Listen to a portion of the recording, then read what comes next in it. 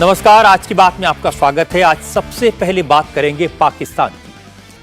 पाकिस्तान में आज फौज की निगरानी में जमहूरियत का चुनाव हुआ। पाकिस्तान में आज संगीनों के साए में वोटिंग हुई और अब बैलेट पेपर्स की काउंटिंग शुरू हुई है। चुनाव के दौरान खून खराबा हुआ, पोलिंग बूथ लूटे गए, बम चले, गोलियां चली, लेकिन फौज ने दावा किया कि पूरे पाकिस्तान में अमन व अमान से वोटिंग हुई। दावा यह भी है कि इस बार नवाज शरीफ की पार्टी की जीत पक्की है। हालांकि जीत का दावा आसिफ अली जरदारी की पार्टी ने भी किया है। जीत के दावे अलग अलग हो सकते हैं, लेकिन एक मामला ऐसा है जिसमें नवाज शरीफ और जरदारी की राय एक है, और वो है कि इमरान खान की पार्टी को तो इस बार पूरी तरह मिट्टी में मिला दिया जाएगा। इमरान खान जेल में है, उनकी पार्टी का सिंबल फ्रीज कर दिया गया था। ज्यादातर उम्मीदवारों के पर्चे रद्द कर दिए गए। जो चुनाव मैदान में बचे वो निर्दलीय उम्मीदवार के तौर पर लड़े। किसी का चुनाव चिन्ह गेंद है, किसी का स्टंप, किसी का गिल्ली, तो किसी का कबूतर, तो किसी का तोता, तो कोई मुर्गे के निशान पर चुनाव लड़ रहा है। और सारे उम्मीदवारों को चीख चीख कर जनता को बताना पड़ रहा है कि वो इमरान खान की पार्टी पीटीआई के हैं। आज वोटिंग के दौरान एक और बात दिखाई दी। इमरान खान के सपोर्टर जहां जहां वोट डालने पहुंचे तो उन्हें पोलिंग बूथ के बाहर ही रोक दिया गया। वोटिंग के वक्त पूरे पाकिस्तान में इंटरनेट बंद कर दिया गया। कई जगह पर इसी बात को लेकर झगड़ा हुआ, हंगामा हुआ। पाकिस्तान जो तस्वीरें आई उन्हें देखकर आपको अपने देश के इलेक्शन सिस्टम पर गर्व होगा। पाकिस्तान से ताज़ा खबर यह है कि अब से थोड़ी देर पहले पाकिस्तान में वोटों की गिनती शुरू हुई और उम्मीद है कि आज देर रात या फिर कल सुबह तक ये क्लियर हो जाएगा कि पाकिस्तान में नई सरकार कौन बनाएगा। कहने को तो पाकिस्तान में आज करीब 13 करोड़ वोटर्स ने अपने वोटिंग राइट का इस्तेमाल किया। पाकिस्तान के पार्लियामेंट और 4 राज्यों की विधानसभाओं के लिए एक साथ वोट डाले गए, लेकिन जैसे वोटिंग शुरू हुई उसके कुछ देर बाद पाकिस्तान में इंटरनेट स्लो हो गया। कई इलाकों में तो इंटरनेट को पूरी तरह से ठप कर दिया गया। लोगों के मोबाइल फोन्स ने काम करना बंद कर दिया। पार्टियों के नेता अपने वोटर्स और कार्यकर्ताओं से संपर्क नहीं कर पा रहे थे। कहां किस बूथ पर क्या हाल है इसकी इंफॉर्मेशन नहीं मिल रही थी और इसी वजह से हंगामा हुआ। पाकिस्तान के पूर्व प्रधानमंत्री इमरान खान ने जेल से ही पोस्टल बैलेट से वोट डाला। उनकी तहरीक इंसाफ पार्टी ने पूरे देश में कई जगहों पर इलेक्शन में धांधली का इल्जाम लगाया। इमरान खान की पार्टी ने कहा कि लोगों को, उनके सपोर्टर्स को वोट डालने से रोका जा रहा है। एक जगह तो इमरान खान के उम्मीदवार के ऑफिस को वोटिंग से पहले बुलडोजर से गिरा दिया गया। कई जगहों पर शिकायत की गई कि इलाके के थानेदार ही बैलेट पेपर लेकर गायब हो गए। आप यहाँ पे हलफ दे के आए हैं इस पाकिस्तान के आइन का कि मैं ये आप काम नहीं करूंगा जो आप कर रहे हैं। आप एसएचओ को बुला लेते हैं 2 मिनट बाद। हाँ जी, मां गिरफ्तार कर रहे हैं आप। 1 मिनट ठहर जो, कोई तरीका में 1 मिनट ठहर जो, तो तेरा की इख्तियार है साथ लाने ना। एसएचओ ने कोई इख्तियार है? ये पकड़े आप, ये आपके पास अमानत है इस मुल्क की, शर्म करें।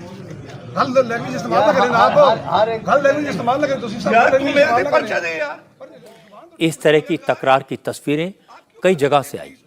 कुछ पोलिंग स्टेशन पर महिलाओं को शाम 5 बजे तक घुसने ही नहीं दिया और वोटिंग खत्म करने का ऐलान कर दिया गया। वोटिंग स्टार्ट हुई है 2 बजे, ऑलमोस्ट 1:30 बजे, सॉरी। और औरतें जो है उनका गेट अभी तक ओपन नहीं हुआ और अभी तक जो है औरतों की वोटिंग स्टार्ट नहीं हुई। यहाँ पे औरतें यहाँ पे खड़ी हैं। जी माँ जी, आप लोग कितनी देर से खड़े हैं यहाँ पे, कब से? हाँ, 2 घंटे 3 घंटे हो गए हैं हम लोग खड़े हैं, तो ये हमें अंदर ही नहीं जाने दे रहे वोट डालने के लिए। कह रहे हैं कि नहीं, मेहरबानी करें, हमें अपना वोट का हक अदा करना है। आप मेहरबानी करें, हमें अंदर आने दे। जैसे आपने सुना, यहाँ पे औरतों को वोट डालने नहीं दिया जा रहा और पोलिंग उनके लिए ओपन नहीं हो रही। LA 62। बड़ी बात यह कि पाकिस्तान की हुकूमत और फौज ने इमरान खान की पार्टी को पूरी तरह तबाह कर दिया है, लेकिन इसके बाद भी पूरे पाकिस्तान में इमरान खान के उम्मीदवार नवाज शरीफ और जरदारी की पार्टी के उम्मीदवारों को अच्छी टक्कर दे रहे हैं। लेकिन कई शहरों से पोलिंग बूथ लूटे जाने की वीडियोस भी आए।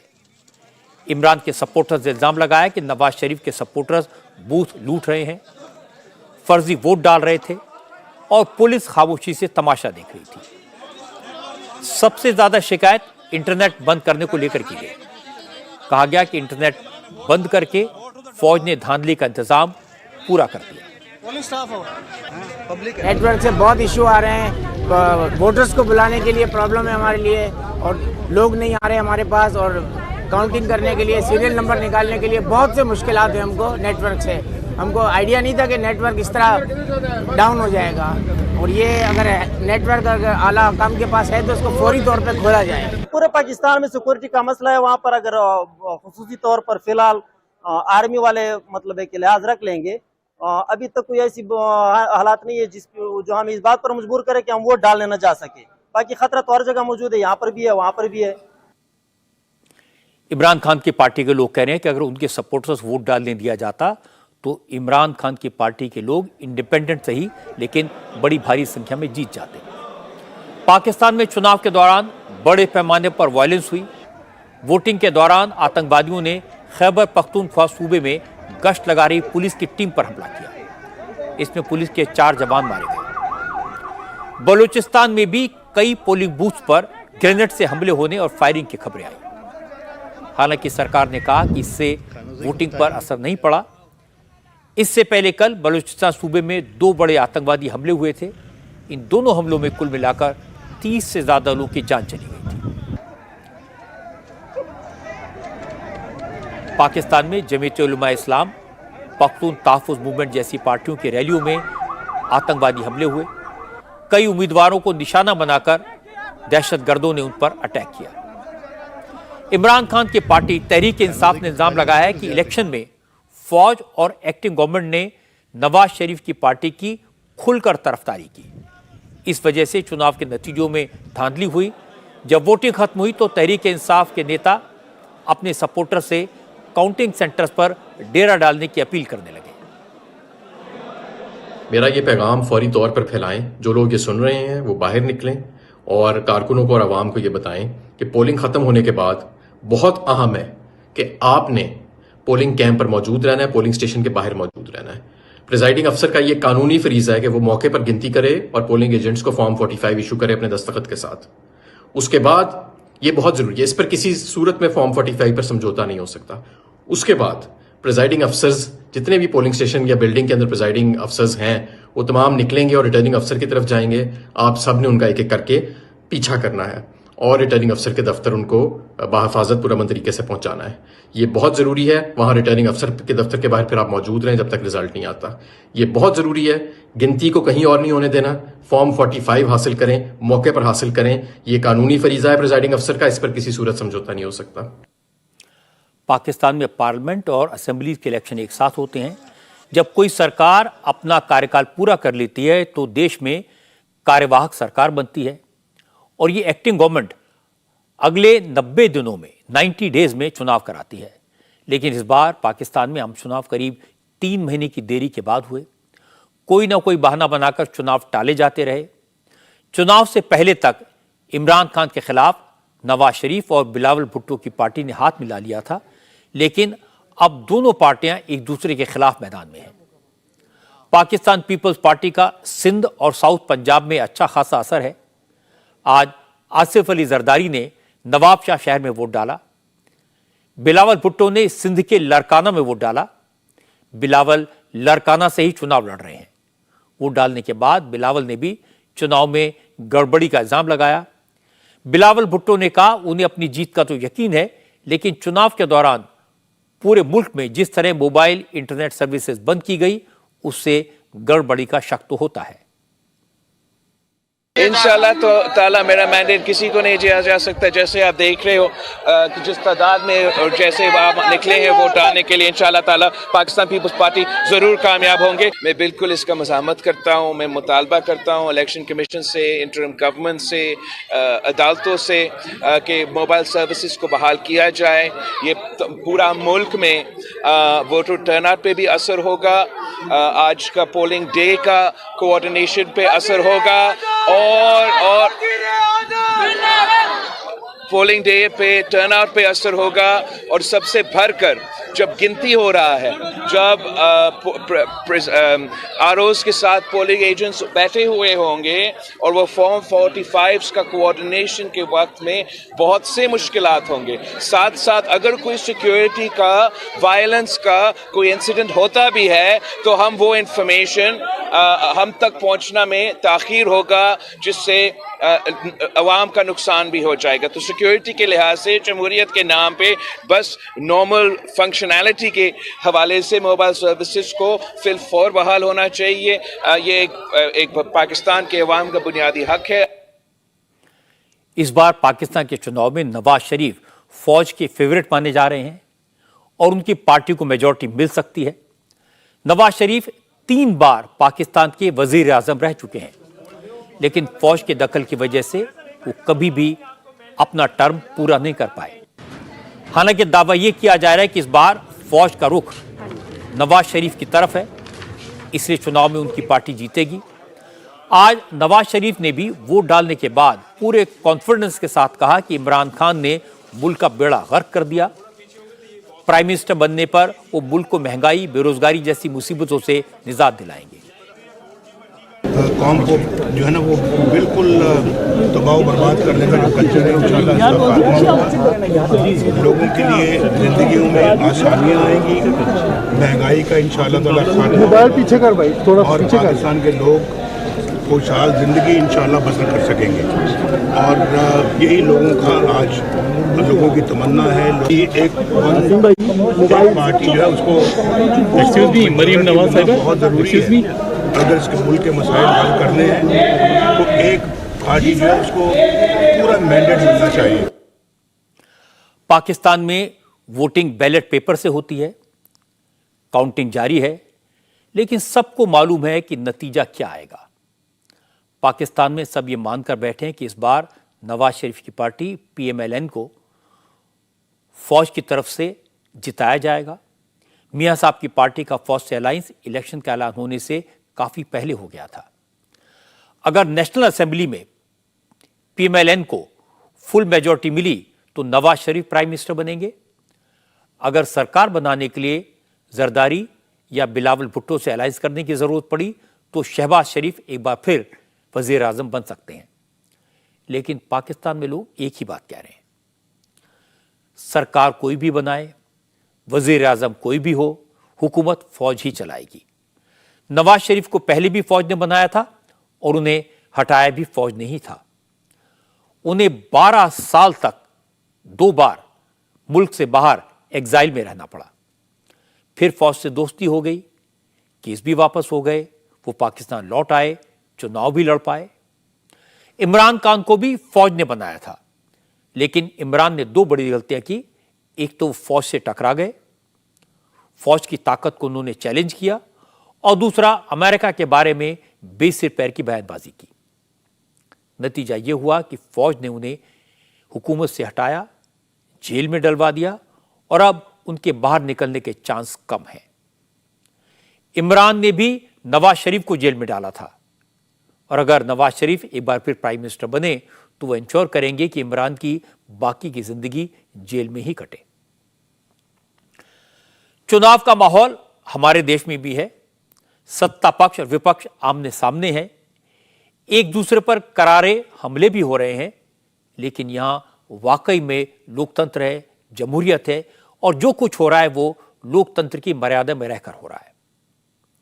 आज नरेंद्र मोदी की सरकार ने कांग्रेस के 10 साल के कार्यकाल में हुए भ्रष्टाचार और इकोनॉमिक मिसमैनेजमेंट पर व्हाइट पेपर पार्लियामेंट में पेश किया। फाइनेंस मिनिस्टर निर्मला सीतारमण ने जो 69 पेज का व्हाइट पेपर सदन में रखा, उसे 3 हिस्सों में बांटा गया। पहले हिस्से में कांग्रेस की सरकार के इकोनॉमिक मिसमैनेजमेंट की डिटेल दी गई। बताया गया कि जब 2004 में अटल जी की सरकार गई, उस वक्त देश की इकोनॉमिक ग्रोथ रेट 8% थी, एग्रीकल्चर ग्रोथ रेट 9% था, लेकिन कांग्रेस ने 10 साल में सब कुछ चौपट कर दिया।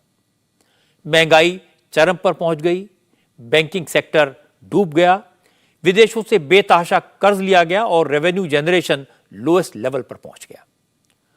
व्हाइट पेपर के दूसरे पार्ट में यूपीए सरकार के दौरान हुए स्पेक्ट्रम स्कैम और कोयला घोटाले जैसे 15 घोटालों का जिक्र है। इसके तीसरे हिस्से में निर्मला सीतारमण ने बताया कि मोदी सरकार ने जो 2014 में इकोनॉमी पाई, जो उसे विरासत में मिली, वो किस बुरे हाल में थी और उसको 10 साल की मेहनत के बाद किस तरह धीरे धीरे कदम उठाकर नरेंद्र मोदी देश की अर्थव्यवस्था को दोबारा पटरी पर लाए। व्हाइट पेपर पर चर्चा करने के लिए सरकार तैयार है, इसीलिए संसद के बजट सेशन को एक दिन के लिए बढ़ा दिया गया है। सरकार ने व्हाइट पेपर रखा तो दूसरी तरफ कांग्रेस ने सरकार के खिलाफ ब्लैक पेपर जारी किया। इस ब्लैक पेपर में वही बातें हैं जो कांग्रेस के नेता चुनावी सभाओं में, पब्लिक रैलियों में, विरोध प्रदर्शनों के दौरान, पार्लियामेंट के भीतर और बाहर कहते रहे हैं। देख लिया, महंगाई, बेरोजगारी, किसानों की आय, किसानों की आत्महत्या, विपक्ष के नेताओं पर केसेस और विरोधी दलों की सरकारों वाले राज्यों के साथ भेदभाव जैसे मुद्दों पर सरकार को घेरने की कोशिश की गई है। मल्लिकार्जुन खड़गे ने कहा, प्रधानमंत्री नरेंद्र मोदी देश भर में घूम घूम कर इधर उधर की बातें करते हैं, पार्लियामेंट में भी बहुत बोलते हैं, लेकिन असली मुद्दों पर बात नहीं करते। खड़गे ने कहा, मोदी ने पिछले 3 दिन में दोनों सदनों को मिलाकर करीब 3 घंटे भाषण दिया, लेकिन 10 साल में उन्होंने कौन कौन से वादे किए थे, उनमें से कितने पूरे किए, इस पर एक शब्द भी नहीं बोला। खड़गे ने कहा, जब मोदी गुजरात में मुख्यमंत्री थे तो राज्यों के हक की बात करते थे, लेकिन अब प्रधानमंत्री हैं तो खुद राज्यों के साथ भेदभाव करते हैं।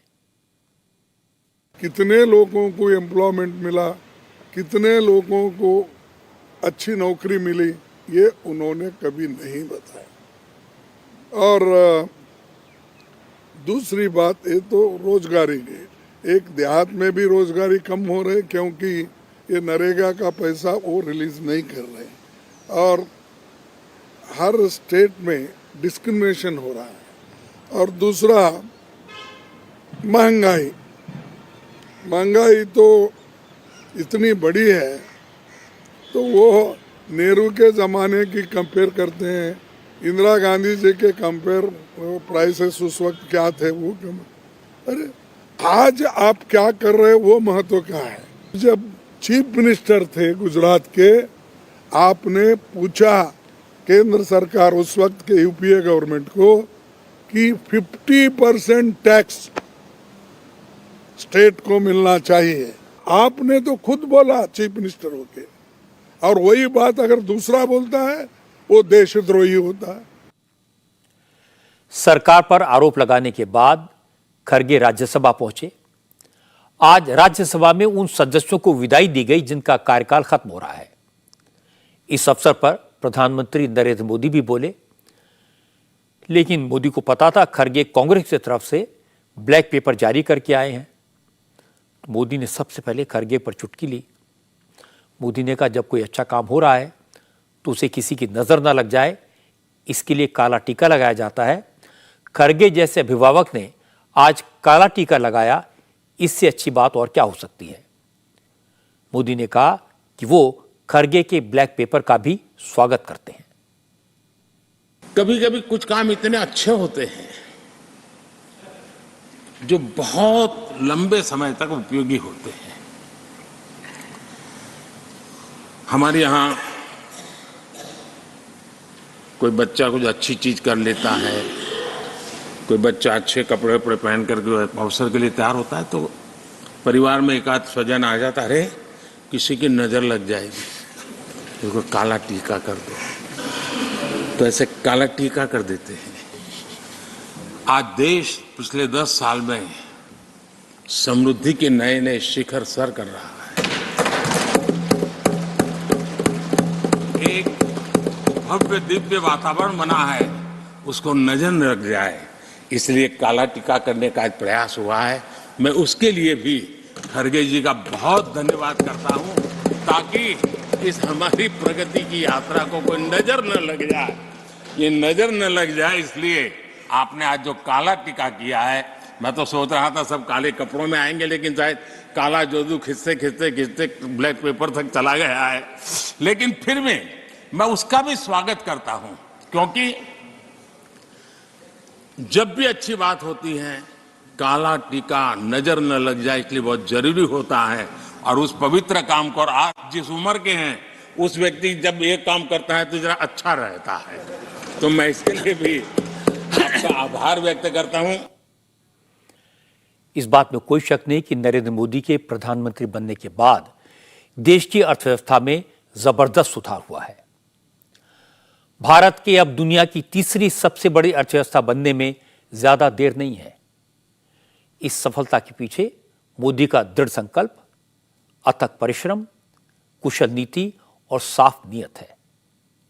देश वही है, ब्यूरोक्रेट वही हैं, रिसोर्सेज वही हैं, अर्थशास्त्री वही हैं, पर मोदी ने उनका दिशा दिखाई, रास्ता बताया, अकाउंटेबल बनाया। कांग्रेस की सरकारें भी यह काम कर सकती थी। यूपी के सरकार की कमान तो डॉक्टर मनमोहन सिंह जैसे अर्थशास्त्री के हाथ में थी। मनमोहन सिंह का रिकॉर्ड भी अच्छा था। जब वो नरसिम्हा राव की सरकार में फाइनेंस मिनिस्टर थे तो उनकी नीति की तारीफ हुई थी, उनकी नीयत साफ थी। उन्होंने डूबती अर्थव्यवस्था को गहरे संकट से निकाला था। लेकिन जब वही मनमोहन सिंह प्रधानमंत्री बने तो सरकार के भीतर इतने पुल्स, इतने प्रेशर थे कि वो आजादी से फैसले नहीं ले पाए। अगर फोन पर बैंकों को लोन देने के ऑर्डर दिए जाएंगे, अगर स्पेक्ट्रम की नीलामी अंडर द टेबल होगी, कोल माइंस देने के लिए सौदेबाजी होगी, डील्स की जाएंगी, तो कोई भी अर्थव्यवस्था दुरुस्त कैसे रह सकती है। इसीलिए उस समय इसे पॉलिसी पैरालिसिस कहा गया। देश की इकोनॉमी की गिनती फ्रेजाइल 5 में हुई। लेकिन अब अर्थव्यवस्था का मिजाज बदला है। जनता ने इस बदलाव को महसूस किया है। सड़कें देखकर, पोर्ट्स देखकर, एयरपोर्ट्स देखकर, इंफ्रास्ट्रक्चर देखकर लोगों की हिम्मत बढ़ती है। जनधन और मुद्रा जैसी योजनाओं का असर लोगों के दिल पर हुआ है। और सबसे बड़ी बात है कि देश में एक स्थायी सरकार है, स्ट्रांग प्राइम मिनिस्टर है, पॉजिटिव माहौल है। किसी भी अर्थव्यवस्था के आगे बढ़ने के लिए जो कुछ जरूरी होता है वो सब सामने है। इसीलिए कांग्रेस जब अर्थव्यवस्था को क्रिटिसाइज करती है, ब्लैक पेपर लाती है, तो उसका लोगों पर ज्यादा असर नहीं होता। लेकिन चुनाव सामने है, रिश्तों में कड़वाहट है। आज मोदी पर पर्सनल अटैक और बढ़े, लेकिन इसमें भी राहुल गांधी की गलतियां कांग्रेस को एम्बेरस कर देती हैं। आज राहुल गांधी ने फिर एक गलती कर दी। राहुल ने आज नरेंद्र मोदी की जाति पर सवाल उठा दिया, कह दिया कि मोदी असली पिछड़े नहीं हैं, ओबीसी नहीं हैं, जन्मजात पिछड़े नहीं हैं। मोदी असल में सवर्ण हैं, सामान्य वर्ग से हैं। और मोदी जब गुजरात में मुख्यमंत्री बने थे उसी दौरान उन्होंने गुजरात में अपनी जाति को बैकवर्ड क्लास में शामिल कर दिया। राहुल गांधी ने जब प्रधानमंत्री मोदी की जाति पर सवाल उठाया, नरेंद्र मोदी को कागजी ओबीसी बताया, तो फिर इसका जवाब भी मिला। भारत जोड़ो न्याय यात्रा के दौरान राहुल गांधी ने झारसुगड़ा में एक रैली की, जिसमें उन्होंने यह दावा किया कि नरेंद्र मोदी जन्म से ओबीसी नहीं है, उनका जन्म जनरल कैटेगरी में हुआ था। राहुल ने कहा कि नरेंद्र मोदी की कास्ट तेली है, जो साल 2000 से पहले जनरल कैटेगरी में आती थी। लेकिन सन 2000 में बीजेपी ने मोदी की जाति को ओबीसी कैटेगरी में शामिल कर दिया। इसके बाद राहुल ने एक ट्वीट भी किया और कहा, मोदी जी जन्म से नहीं बल्कि कागजी ओबीसी हैं। वो अपने जन्म के 5 दशक बाद तक ओबीसी नहीं थे। राहुल गांधी ने कहा, नरेंद्र मोदी ने लोगों से झूठ बोला, उन्हें मूर्ख बनाया। नरेंद्र मोदी ओबीसी पैदा नहीं हुए थे। फिर से सुनो, नरेंद्र मोदी जी तेली का, सुनो भैया, मैं बहुत गहरी बात बोल रहा हूं। आपका लोगों का, आप सब लोगों का भयंकर बेवकूफ बनाया जा रहा है। ये 24 घंटा हिंदुस्तान के पिछड़े लोगों से झूठ बोल रहे हैं। पता लगा लीजिए मेरे फोन पे, मैं 1 सेकंड में बता देता हूं आपको, मेरे फोन पे लिखा है, सुनो, मोदी जी मोद घांची जात के हैं, मोद घांची कास्ट के हैं, इनको गुजरात सरकार ने 2000 में ओबीसी घोषित किया था।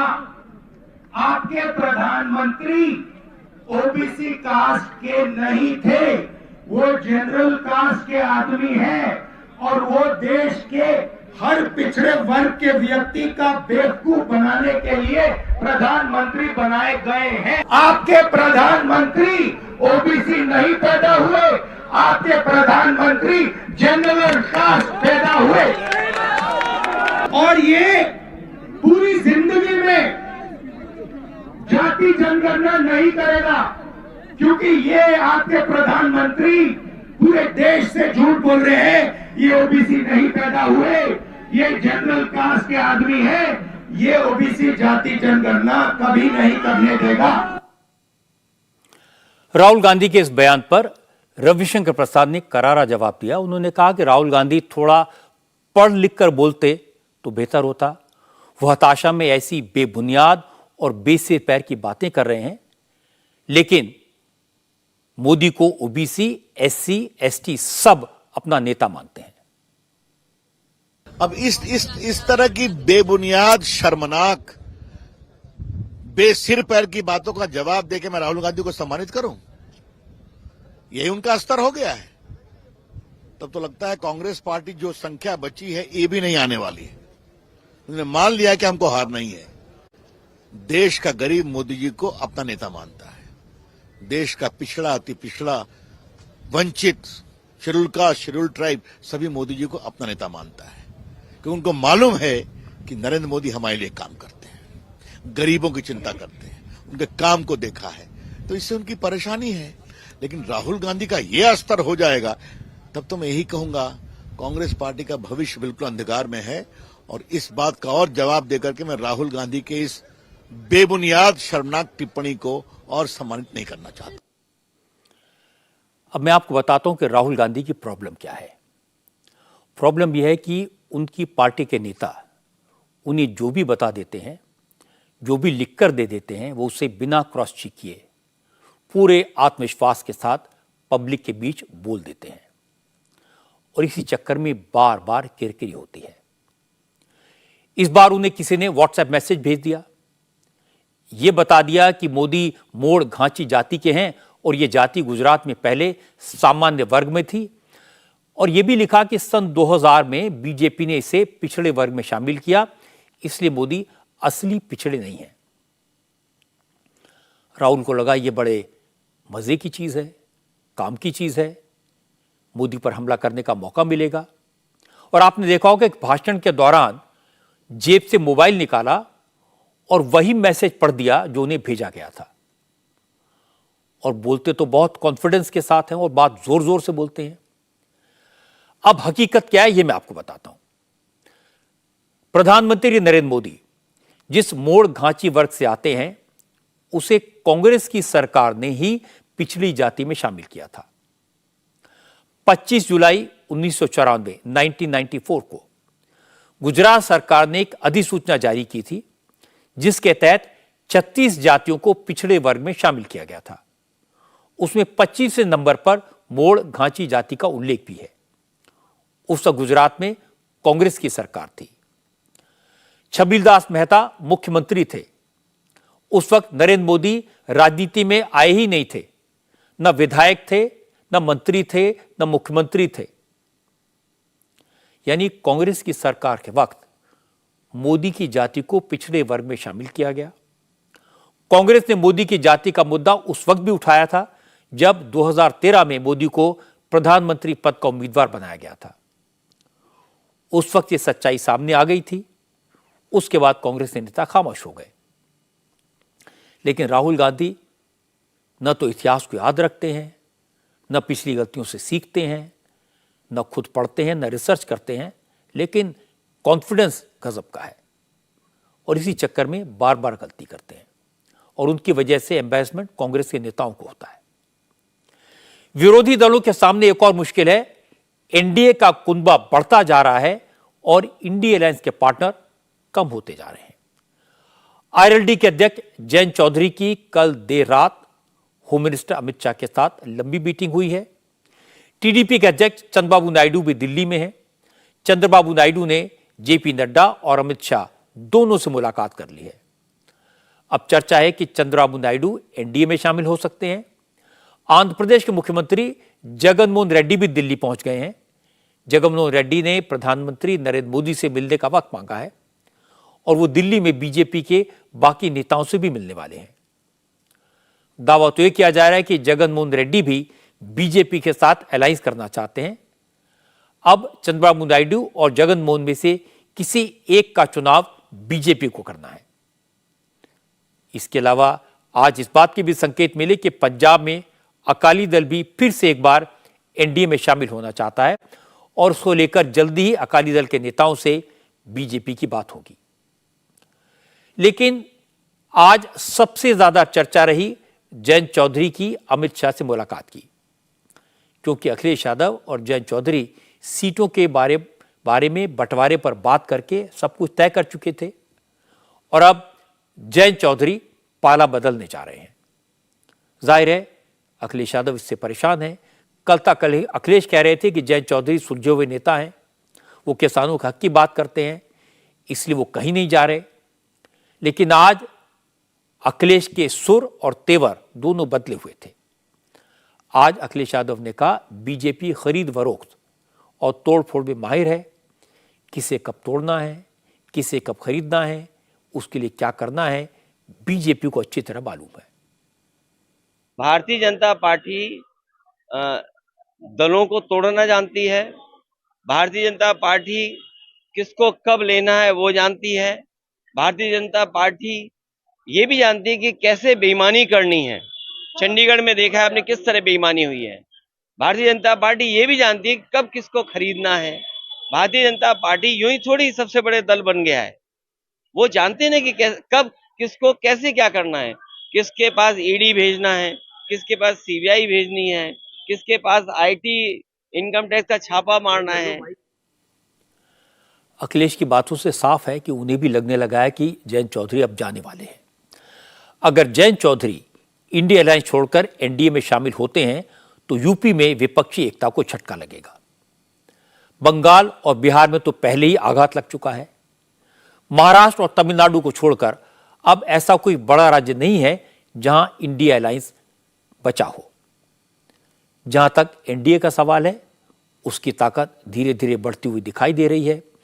आंध्र प्रदेश में अगर चंद्रबाबू नायडू बीजेपी के साथ आ जाते हैं तो दक्षिण में भी एनडीए की उम्मीदें और बढ़ जाएंगी। पंजाब में अगर अकाली दल की वापसी होती है तो एनडीए की ताकत और बढ़ेगी। ये दोनों पार्टियां बीजेपी के पुराने अलायंस हैं, लेकिन कांग्रेस ने जो अलायंस बनाने की कोशिश की है उसमें कुछ बुनियादी प्रॉब्लम्स हैं। जैसे बंगाल में ममता बनर्जी ने कांग्रेस का साथ इसलिए छोड़ा क्योंकि वहां कांग्रेस लेफ्ट पार्टीज के साथ है, और केरल में अलायंस इसलिए कामयाब नहीं हो पाया क्योंकि कांग्रेस लेफ्ट के खिलाफ है। केरल सरकार ने आज दिल्ली में मोदी सरकार के खिलाफ प्रोटेस्ट किया। इसमें कांग्रेस के नेता शामिल नहीं हुए, लेकिन अरविंद केजरीवाल और भगवंत मान दोनों इस प्रोटेस्ट में वक्त से पहले पहुंच गए क्योंकि उनके सिर पर ईडी की तलवार लटकी हुई है और इसके लिए उन्हें सबका सपोर्ट चाहिए, चाहे वो कांग्रेस हो या वामपंथी दल। इसीलिए आज केजरीवाल केरल के मुख्यमंत्री पिनराई विजयन और लेफ्ट के बड़े बड़े नेताओं के साथ दिखाई दिए। इस प्रोटेस्ट में आम आदमी पार्टी के नेता, डीएमके और समाजवादी पार्टी के नेता सब शामिल हुए। इल्जाम यही था कि केंद्र सरकार उन राज्यों के साथ भेदभाव कर रही है जिनमें विरोधी दलों की सरकारें हैं। कल इसी सवाल पर कर्नाटक की पूरी सरकार ने दिल्ली में प्रोटेस्ट किया था। कांग्रेस के सारे नेता जाहिर है उसमें शामिल थे, लेकिन लेफ्ट का कोई नेता नहीं पहुंचा था। आज लेफ्ट के नेताओं ने प्रोटेस्ट किया तो कांग्रेस का कोई नेता नहीं पहुंचा, लेकिन इस मौके पर सबसे ज्यादा मुखर थे अरविंद केजरीवाल। केजरीवाल ने कहा, मोदी सरकार ने विपक्षी दलों की राज्य सरकारों को परेशान करने के लिए हर हथकंडा अपनाया है। उनके साथ ऐसा सलूक किया जा रहा है जैसे हिंदुस्तान पाकिस्तान की जंग चल रही हो।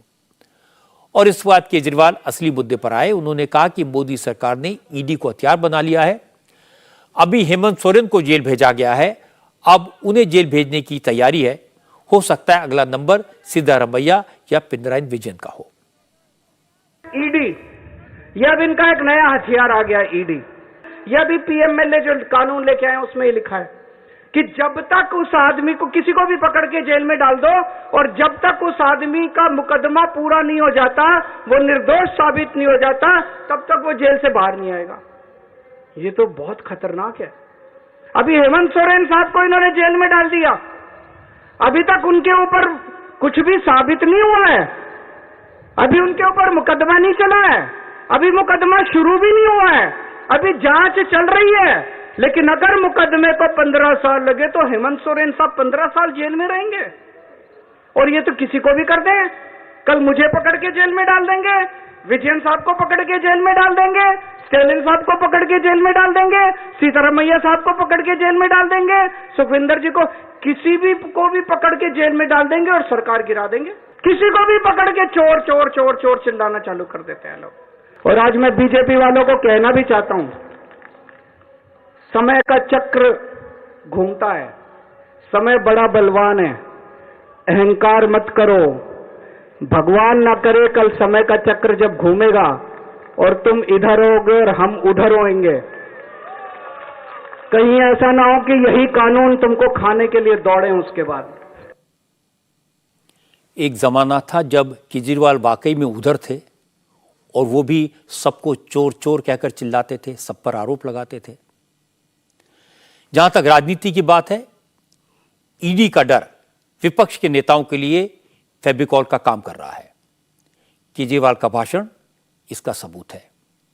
लेकिन इस तरह की बातों से, मोदी पर आरोप लगाने से क्या होगा, क्योंकि मामला तो अदालत में है। कल ही कोर्ट ने कहा कि केजरीवाल के खिलाफ ईडी ने जो कागजात पेश किए उसमें पूछताछ के लिए बुलाने का पर्याप्त आधार है। अब केजरीवाल को 17 फरवरी को कोर्ट में पेश होना है और उन्हें अदालत को यह समझाना पड़ेगा कि वो किस आधार पर ईडी के संबंध को गैर कानूनी बता रहे थे। उसके बाद फैसला कोर्ट का होगा। जहां तक हेमंत सोरेन का सवाल है, तो आज कई ऐसे सबूत सामने आए जिससे सिर्फ हेमंत सोरेन की नहीं, कांग्रेस के नेताओं की मुसीबत भी बहुत बढ़ जाएगी। आज ईडी ने झारखंड के पूर्व मुख्यमंत्री हेमंत सोरेन के खिलाफ ठोस सबूत पेश करने का दावा किया। ईडी ने हेमंत सोरेन का रिमांड लेने के लिए कोर्ट में जो कॉपी पेश की थी, उसकी डिटेल सामने आए। 539 पेज की इस रिमांड कॉपी में ईडी ने हेमंत सोरेन पर जो इल्जाम लगाए हैं वो काफी संगीन है। ईडी का दावा है कि हेमंत सोरेन झारखंड के मुख्यमंत्री के तौर पर ट्रांसफर पोस्टिंग का रैकेट चला रहे थे। वो अफसरों की पोस्टिंग के बदले में पैसा ले रहे थे। दूसरी बड़ी बात यह है कि ईडी का दावा है कि हेमंत सोरेन और कांग्रेस के सांसद धीरज साहू के बीच करीबी कारोबारी रिश्ते हैं। धीरज साहू, आपको याद होगा, वही हैं जिनके ठिकाने से ईडी ने रेड के दौरान 352 करोड़ रुपए कैश बरामद किए थे। दीवारों, अलमारियों और बक्सों में नोटों की अनगिनत गड्डियां मिली थी। पिछले हफ्ते ईडी ने दिल्ली में हेमंत सोरेन के घर से जो BMW कार बरामद की, वो गाड़ी धीरज साहू की है। ईडी का दावा है कि यह कार कांग्रेस के सांसद धीरज साहू की कंपनी भगवान दास होल्डिंग्स लिमिटेड के नाम से रजिस्टर्ड है। कंपनी के नाम से यह गाड़ी पिछले साल अक्टूबर में खरीदी गई थी। क्योंकि धीरज साहू झारखंड के हैं, उनका परिवार झारखंड और ओडिशा में शराब का बड़ा कारोबार करता है। हेमंत सोरेन के घर पर उनकी कार बरामद हुई, इसलिए ईडी को आशंका है कि जो 352 करोड़ का कैश धीरज साहू के घर से मिला, उसमें काफी हिस्सा हेमंत सोरेन का भी हो सकता है। इसलिए ईडी ने धीरज साहू को भी पूछताछ के लिए समन भेजा है। धीरज साहू को 10 फरवरी को यानी शनिवार को ईडी के सामने पेश होने के लिए कहा गया है। हेमंत सोरेन और धीरज साहू के कनेक्शन की बात सामने आई तो बीजेपी ने इल्जाम लगाया कि झारखंड में हेमंत सोरेन कांग्रेस की सरपरस्ती में करप्शन कर रहे थे। कुछ माह पहले आपको याद होगा धीरज साहू, ये कांग्रेस के राज्यसभा के सांसद, 352 करोड़ रुपया, ये वो तस्वीर है, अलमारियों की अलमारियां भरी हुई थी नगद। हेमंत सोरेन के दिल्ली के घर से एक BMW कार जब्त हुई थी। ये पंजीकृत थी धीरज साहू के नाम पर। हेमंत सोरेन की BMW जो इस्तेमाल कर रहे थे जब्त होती है उनके ही आवाज से, वो भी धीरज साहू की है। ये आज बड़ी खबर सामने आई और ये क्या दर्शाता है? ये भ्रष्टाचारी ये सब मिले हुए हैं जी, ये सब मिले हुए हैं जी। और इनको लगता है ये सारे भ्रष्टाचारी मिल जाएंगे तो ये जो मजबूत ईमानदार सरकार है, ये जो जांच एजेंसियां अपना काम कर रही हैं, ये घबरा जाएंगी। लेकिन ऐसा हो नहीं रहा है। ईडी ने हेमंत सोरेन की जो रिमांड कॉपी पेश की है उसमें हेमंत सोरेन की विनोद सिंह नाम के एक शख्स के साथ व्हाट्सएप चैट्स की डिटेल्स दी गई हैं। विनोद सिंह को ईडी पूछताछ के लिए बुला चुकी है। उनके फोन से हेमंत सोरेन के साथ 539 पेज की चैट रिकवर की गई है। हेमंत सोरेन को विनोद सिंह ने 7 जून 2020 को व्हाट्सएप पर मैसेज भेजा। मैसेज में लिखा, कहीं का डीसी बना देना। डीसी बनाने की सिफारिश के साथ साथ विनोद सिंह ने हेमंत सोरेन को मैसेज में यह भी लिखा, नो रिलेशन, प्योर कमर्शियल, यानी ये ट्रांसफर पोस्टिंग रिश्तों की वजह से नहीं करनी, पैसे मिलेंगे।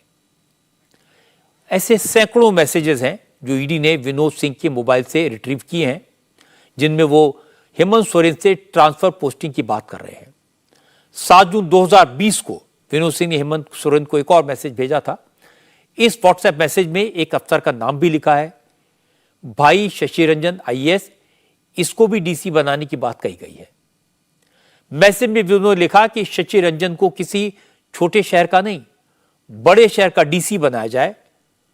उसके ऑप्शंस भी मैसेज में बताए गए हैं। इस व्हाट्सएप मैसेज में IG जेल, सूडा डायरेक्टर की भी चर्चा है। हजारीबाग या बोकारो का डीसी बनाना था। ट्रांसफर पोस्टिंग का खुला खेल चल रहा था। यह मैसेज भी 7 जून 2020 को भेजा गया। इस तरह के बहुत सारे मैसेजेस हैं। तमाम अफसरों के नाम और उनकी पोस्टिंग की बातें हैं। ईडी का दावा है कि विनोद सिंह बिजनेसमैन के साथ हेमंत सोरेन की मीटिंग फिक्स करवाते थे। 12 जून 2020 को विनोद सिंह ने हेमंत सोरेन को व्हाट्सएप मैसेज भेजा और एक मीटिंग की गुजारिश की। विनोद सिंह ने हेमंत सोरेन को लिखा कि वो कोलकाता वाले लालाजी से संडे को मिल लें। विनोद सिंह ने लिखा, बाकी आप पर निर्भर है, कब से करना है या नहीं करना, एक बार समझ लेना। विनोद सिंह ने आगे यह भी लिखा कि कोलकाता वाली पार्टी बहुत बड़ी पार्टी है, मीटिंग करोगे या नहीं प्लीज मुझे बता देना। लेकिन झारखंड मुक्ति मोर्चा के प्रवक्ता सुप्रियो भट्टाचार्य ने इन सब इल्जामात को साजिश का नतीजा बताया। सुप्रियो भट्टाचार्य ने कहा, ईडी तो बीजेपी के इशारे पर कार्रवाई करती है, फर्जी केस बनाती है, झूठे सबूत गढ़ लेती है और उन्हें लीक भी कर देती है। इस पर उन्हें कुछ नहीं कहना क्योंकि हेमंत सोरेन बेकसूर हैं और अदालत से बेदाग होकर निकलेंगे। जो चैट है वो आप लोग चलाते रहिए और ये चैट आया कहां से, ये सोर्स जहां से होगा वो बता पाएंगे। आज जो ईडी की कार्रवाई होती है वो भारतीय जनता पार्टी का MP बोलता है, भारतीय जनता पार्टी का प्रदेश अध्यक्ष बोलता है और फिर ईडी उस पर कार्रवाई करती। हम लोग बहुत कुछ एक्सपेक्टेशन रखते भी नहीं। महाधिवक्ता जी ने अपनी बात कही, कोर्ट को अब मानव अधिकार इस देश में कितना बचा है,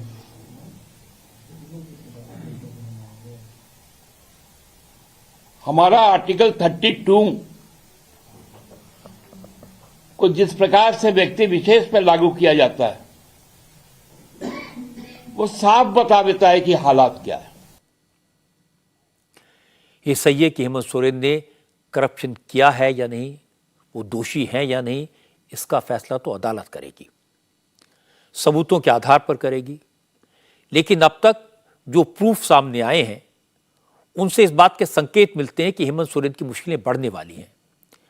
ये वो सबूत हैं जो ईडी ने कोर्ट में पेश किए और कोर्ट ने सबूत देखने के बाद ईडी की अपील पर हेमंत सोरेन का रिमांड 5 दिन के लिए और बढ़ा दिया। और अब लग रहा है कि हेमंत सोरेन आसानी से बाहर नहीं आ पाएंगे। उत्तराखंड के हल्द्वानी में आज जबरदस्त हंगामा हुआ। इस वक्त हल्द्वानी में कर्फ्यू लगा दिया गया है। असल में आज हल्द्वानी के बनफूलपुरा इलाके में प्रशासन की टीम कोर्ट के आदेश पर गैर कानूनी मदरसे को गिराने पहुंची। जैसे ही बुलडोजर चलना शुरू हुआ, कुछ ही मिनटों में सैकड़ों की भीड़ इलाके में इकट्ठी हो गई। पहले नारेबाजी हुई, फिर पत्थर चलने लगे और इसके बाद हंगामा बढ़ता ही गया।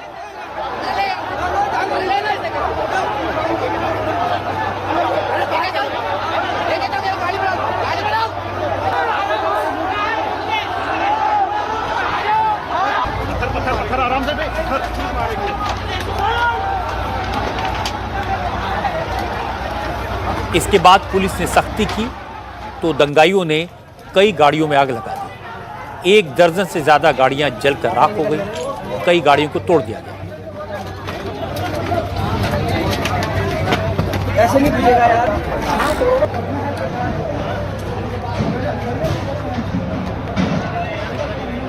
भीड़ के हमले में हल्द्वानी के एसडीएम समेत कई पुलिस वाले घायल हो गए। सिचुएशन जब आउट ऑफ कंट्रोल हो गई तो प्रशासन ने हल्द्वानी में कर्फ्यू लगा दिया। उत्तराखंड के डीजीपी अभिनव कुमार ने बताया कि उन्हें पता चला कि पुलिस पर दंगाइयों ने फायरिंग भी की है, लेकिन फिलहाल किसी कैजुअल्टी की खबर नहीं मिली है। हालांकि जिन लोगों ने उपद्रव किया है उनकी पहचान करके उनके खिलाफ एक्शन लिया जाए।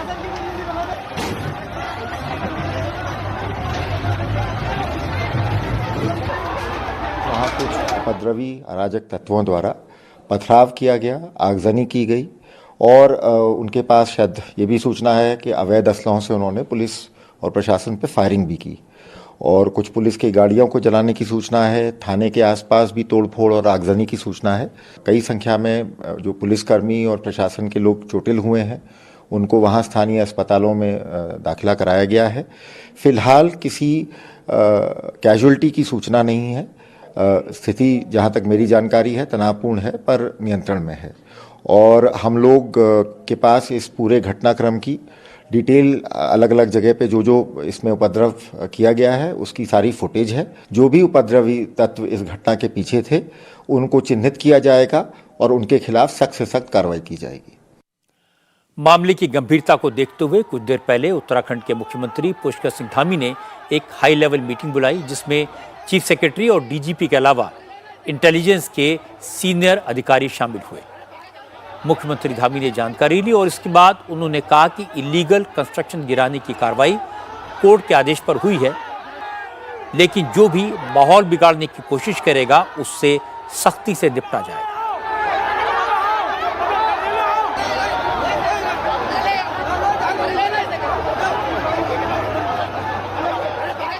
हल्द्वानी के बनभूलपुरा क्षेत्र में न्यायालय के आदेशों के क्रम में प्रशासन की टीम अवैध अतिक्रमण को हटाने गई थी। वहाँ पर कुछ अराजक तत्वों के द्वारा पुलिस के साथ झड़प हुई है, पुलिस के साथ संघर्ष हुआ है वहाँ पर और कुछ पुलिस के लोगों को, प्रशासन के लोगों को चोटें आई हैं। वहाँ पर अभी तत्काल अन्य कंपनियाँ पुलिस की और केंद्रीय बलों की भेजी जा रही है।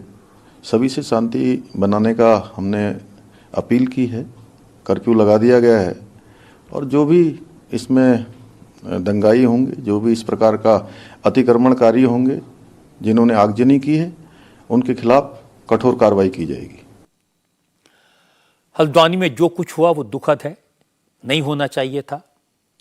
प्रशासन गैर कानूनी मदरसे को गिराने के लिए बुलडोजर लेकर पहुंचा था, लेकिन ये आदेश कोर्ट का था, सरकार का नहीं। अदालत में साबित हुआ था कि मदरसा सरकारी जमीन पर एनक्रोचमेंट करके बनाया गया था। लेकिन जब सरकारी टीम पहुंची तो यह अफवाह उड़ा दी गई कि सरकार मुसलमानों को परेशान करने के लिए मस्जिदों पर बुलडोजर चलवा रही है। अफवाह तेजी से फैली, हालात बिगड़े और मुझे उम्मीद है कि पुष्कर सिंह धामी की सरकार अब उन लोगों का पता लगाएगी जिन्होंने मुस्लिम भाइयों को भड़काया, उन्हें गुमराह किया, और ऐसे लोगों को जल्दी से जल्दी सख्त सजा मिलनी ही चाहिए। कुदरत अपना मिजाज कैसे बदलती है, इसकी एक तस्वीर आज कश्मीर से आई। इस बार दिसंबर और जनवरी के महीनों में कश्मीर में बर्फबारी नहीं हुई थी, लेकिन फरवरी के पहले हफ्ते में कश्मीर में जबरदस्त स्नोफॉल हुआ है। पहाड़ों पर कई कई फीट तक बर्फ जमा हो गई है और जगह जगह एवलांच हो रहा है। आज सोनमर्ग के सरबल इलाके में भयंकर बर्फीला तूफान आया। यह एवलांच श्रीनगर लेह हाईवे पर जोजिला टनल की कंस्ट्रक्शन साइट के पास हुआ। कुछ लोग बहुत दूर खड़े होकर एवलांच का वीडियो बना रहे थे, लेकिन 30 सेकंड में ही बर्फ का पूरा पहाड़ उनके करीब ऊंची सड़क तक पहुंच गया। लोग किसी तरह जान बचाकर भागे। इस एवलांच में कुछ खाली घर और दुकानें दब गई हैं, लेकिन किसी कैजुअल्टी की खबर अभी तक नहीं आई है, जो अच्छी बात है। मौसम विभाग ने इस तरह के और एवलांच आने का अलर्ट जारी किया है और लोगों को सलाह दी है कि अगले 24 घंटों तक ऊंचाई वाले इलाकों में जाना अवॉइड करें।